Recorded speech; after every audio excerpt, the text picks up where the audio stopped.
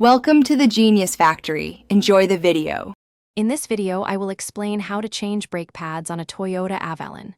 First, prioritize safety by parking on a level surface and using jack stands. Next, loosen the lug nuts, then raise the vehicle and remove the wheel. This will give you clear access to the brake components. Having the right tools, such as a C-clamp and a 14mm socket, will make the process much smoother. Now that the wheel is off, you'll see the brake caliper. Locate the two caliper bolts, usually 14mm, on the back of the caliper. Loosen and remove these bolts. Gently pull the caliper off the rotor and support it with a hanger or wire to prevent damage to the brake hose. Then, simply slide the old brake pads out of the caliper bracket. They might be a bit snug, but they should come out easily.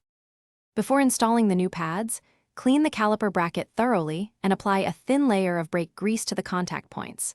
This helps prevent noise and ensures smooth operation. Now, carefully slide the new brake pads into the bracket, making sure the wear indicators are correctly positioned. Use a C-clamp or a specialized piston compression tool to push the caliper piston back into its housing, creating space for the thicker new pads. With the new pads in place and the piston compressed, carefully reinstall the caliper over the pads and rotor. Tighten the caliper bolts to the manufacturer's specifications, which is typically 79 foot-pounds for the front and 25 foot-pounds for the rear. Reinstall the wheel, lower your vehicle, and then pump the brake pedal several times until it feels firm. This restores hydraulic pressure and ensures your new brakes are ready for the road.